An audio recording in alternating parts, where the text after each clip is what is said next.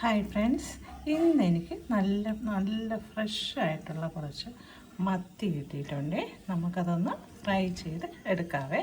അപ്പോൾ നമുക്ക് വീഡിയോയിലേക്ക് പോകാം.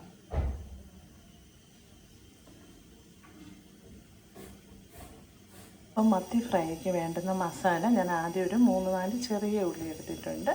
പിന്നെ നമുക്ക് ഒരു പകുതി നാരങ്ങ നീര് വേണം, പിന്നെ കറിവേപ്പില, ഉപ്പ്, പിന്നെ നമുക്കെന്താ ഞാൻ കുറച്ച് കായം ചേർക്കുന്നുണ്ട്, പിന്നെ മുളക് പൊടി, മല്ലിപ്പൊടി, മഞ്ഞൾപ്പൊടി, പിന്നെ നമുക്ക് മെയിനായിട്ട് കുരുമുളക് പൊടിയും കൂടി വേണം. അപ്പോൾ ഇതൊക്കെ ആവശ്യത്തിന് നമുക്ക് ഒരു മിക്സിയുടെ ജാറിൽ അരച്ചെടുത്തിട്ട് വരാം. മല്ലിപ്പൊടി ഞാൻ ചേർക്കുന്നുണ്ട്. അപ്പോൾ അതിൻ്റെ ഒരു മല്ലിപ്പൊടിയുടെ ആ ഒരു മണവും ഒരു മൊരിഞ്ഞ് വരുമ്പോൾ ഉള്ളൊരു ഇതുണ്ടല്ലോ, ആ ഒരു ടേസ്റ്റും ഒക്കെ നല്ലതാണ്. കായം അതുപോലെ തന്നെ ചേർക്കുന്നുണ്ട്. അപ്പം നമുക്കിതെല്ലാം കൂടി ഒന്ന് മിക്സിയിലൊന്ന് അരച്ചെടുത്തിട്ട് വരാം.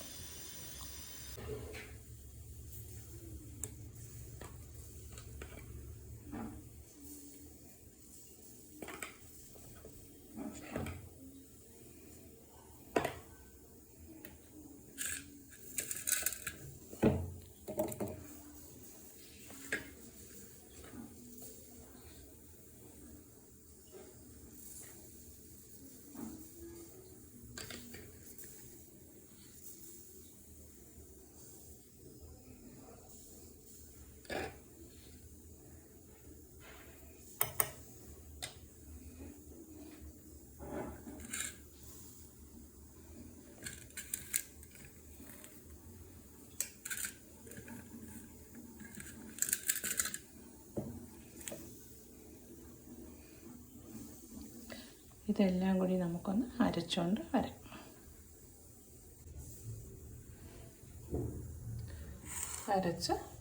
അരപ്പ് നമുക്ക് മീനിലോട്ട് പുരട്ടി വയ്ക്കാം. പിന്നെ നമുക്ക് ഇതിൻ്റെ ഒപ്പം തന്നെ നാരങ്ങ പിഴിഞ്ഞൊഴിക്കണം.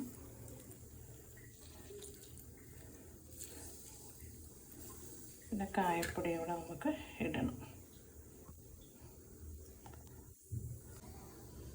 അപ്പോൾ ഞാൻ കായപ്പൊടിയും പൊടികളെല്ലാം ചേർത്ത് അരച്ച് നമ്മൾ മീനിൽ പുരട്ടി വെച്ചിട്ടുണ്ട്.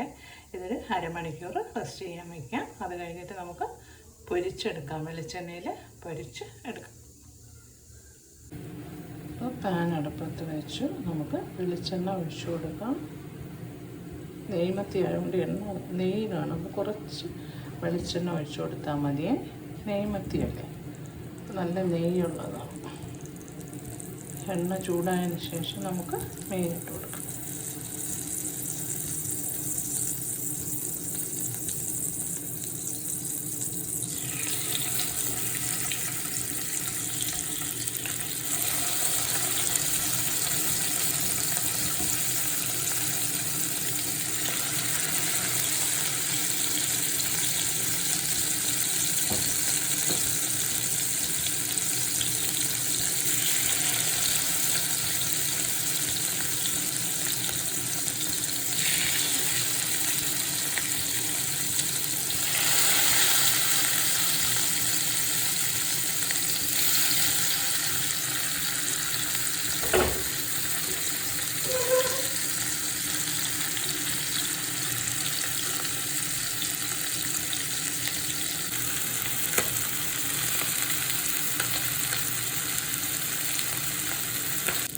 അപ്പോൾ അവസാനം ഫ്രൈ എല്ലാം റെഡി ആയിട്ടുണ്ട്.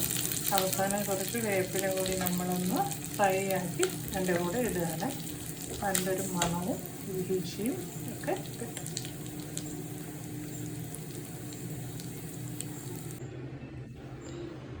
അപ്പോൾ നമ്മുടെ നെയ്മത്തി ഫ്രൈ ഇവിടെ റെഡി ആയിട്ടുണ്ട്. അപ്പോൾ നല്ല നെയ്യുള്ള മത്തിയായിരുന്നു. അപ്പോൾ നല്ല ടേസ്റ്റാണ്. വെളിച്ചെണ്ണയിൽ തന്നെ എല്ലാവരും വറക്കണം. അപ്പോൾ അടുത്തൊരു റെസിപ്പിയുമായി കാണുന്നത് വരേക്കും ടാറ്റാ, ബൈ ബൈ. എല്ലാവരും ലൈക്ക് ചെയ്യണം, സബ്സ്ക്രൈബ് ചെയ്യാൻ മറക്കരുത്. അപ്പോൾ സീ യു.